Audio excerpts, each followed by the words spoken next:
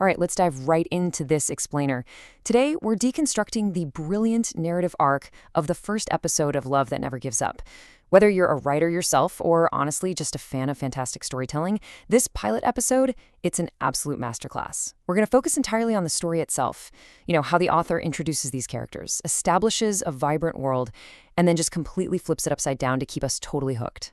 But before we even look at how this story begins, we actually have to talk about its incredible cliffhanger. The episode closes with this super ominous line. Neither Anna nor Daniel knew that a tragedy was approaching. This single sentence instantly, and I mean instantly, establishes massive stakes for this pilot. It totally frames everything we're about to analyze.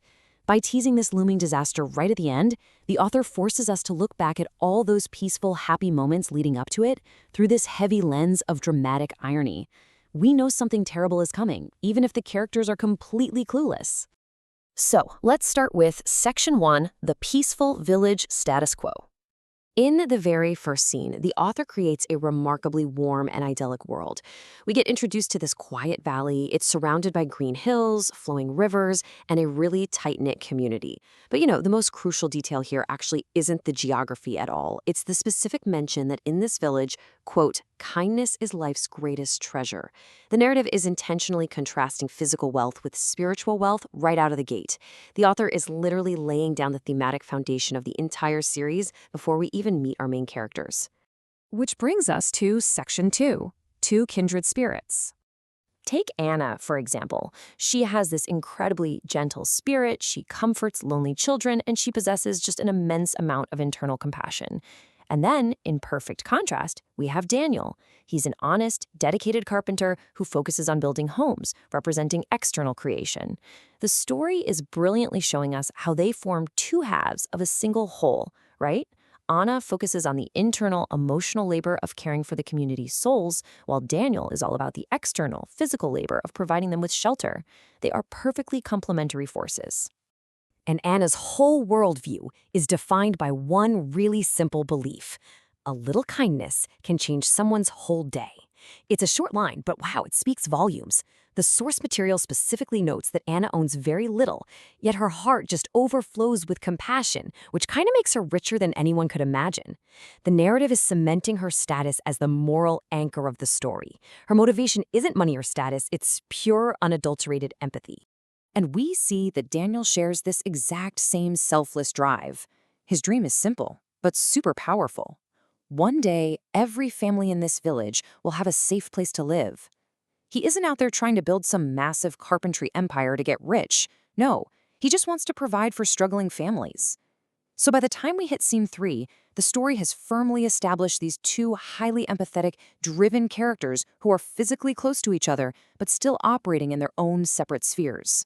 Now, for Section 3, the inciting incident. How do we actually bring these two isolated dreamers together? Well, every great story needs a catalyst, right? An inciting incident is basically the specific event or decision that kicks off a story's problem, or just forever changes the protagonist's life trajectory. And here, we're going to define exactly how the author executes this narrative tool to permanently alter Anna and Daniel's paths. Because honestly, without this moment, they might have just continued living parallel lives forever. The catalyst the author chooses is just brilliant in its simplicity. A really strong wind suddenly scatters Anna's basket of food, which, staying totally true to her character, is meant for an elderly widow, and it blows right across the road outside Daniel's workshop. This spilled basket serves as the classic meet-cute. It's not a dating app or a mutual friend introducing them. It's the environment itself literally forcing them to interact. And Daniel's reaction is just immediate. He simply says, "Let me help." We literally just learned that he's a dedicated guy, and right here, the story proves it to us in real time. He doesn't hesitate for a second. It's this immediate, reflexive instinct to rush over and assist someone in need. He is a man of action whenever someone requires aid. Then we get Anna's warm response, which perfectly captures the instant spark between them. She says, "Thank you, you're very kind." The narration tells us that in this exact moment, neither of them realized their lives had just changed forever. It completely immerses us in the emotional gravity of this scene. The story has successfully collided its two purest elements, and the reaction is immediate, undeniable mutual respect. Moving right along to Section 4, Building a Shared Dream. I really want you to notice how effectively the author paces this romance. We start with the afternoon of the spilled basket, right? Then we deliberately fast forward through weeks of deeper friendship and finally arrive at a beautiful sunset promise beneath an oak tree. This really clear timeline of escalating emotional intimacy moves us smoothly from a chance encounter to a lifelong commitment, and it does it without ever feeling rushed or unearned. During this timeline, the narrative expertly weaves their individual passions together. We see shared conversations and lots of laughter. But much more importantly, we see the aligning of their individual goals. Remember Anna's internal compassion and Daniel's external building from earlier? Well, they merge here into a completely unified dream to make the world better through kindness and hard work. The story is essentially telling us that together, these two are way stronger than they ever were apart. And we reach the absolute emotional peak of their early friendship right here. Anna says, dreams become possible when two hearts believe together. And Daniel replies, then let's never stop believing. The author uses this beautiful exchange to prove to the audience that they are a perfect match. Their philosophies are entirely aligned. The story has built them up to the highest possible emotional high right before the real conflict decides to show up. Which inevitably leads us to Section 5, the looming tragedy. Because as any fan of serialized storytelling knows, happiness in a pilot episode is usually just the setup for a massive disaster. Let's take a closer look at Scene 6. The story lulls us into this sense of ultimate security. Beneath an old oak tree, as the sun disappears behind the hills, Daniel promises to never stop loving Anna no matter what tomorrow brings, and she vows to never give up on him.